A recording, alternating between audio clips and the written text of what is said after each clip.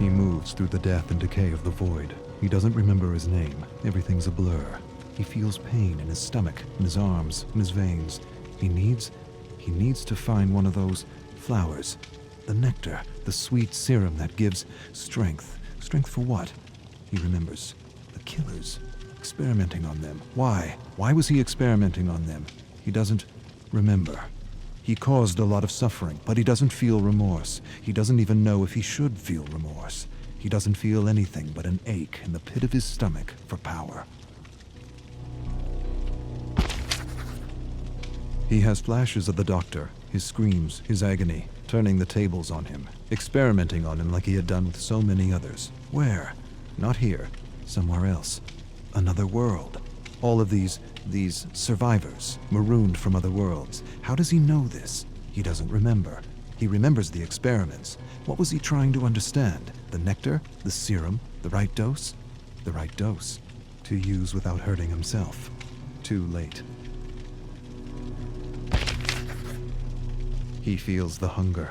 Not for food or drink, not for talk or fun. For a flower, a single flower, for serum. He knows the entity is watching him. He knows it, feels it inside his bones.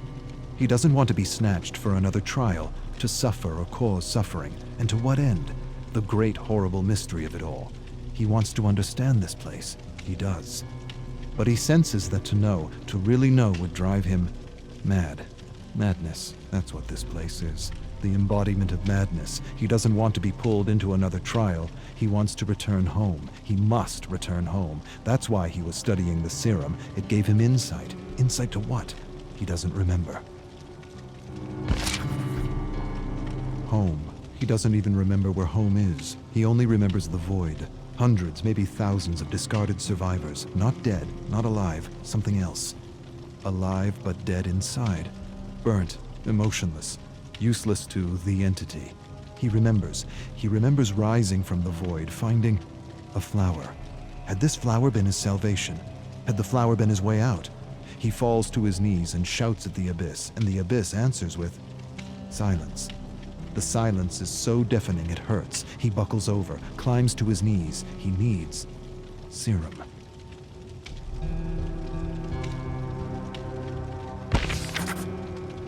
He's lost. He doesn't know where he is. He sees things like tentacles reaching out for him from the fog, and he knows they're not real. None of it is. He's losing his mind if he hasn't lost it already. His eyes play tricks on him. He sees giant, nameless creatures looming over him. Doesn't matter. They're not real. None of it is. His hunger confuses him, oppresses him.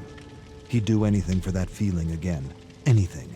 Even return to the trials. He would. He'd rip survivors and killers apart, limb from limb, for that feeling again. He begins to mumble words, a promise.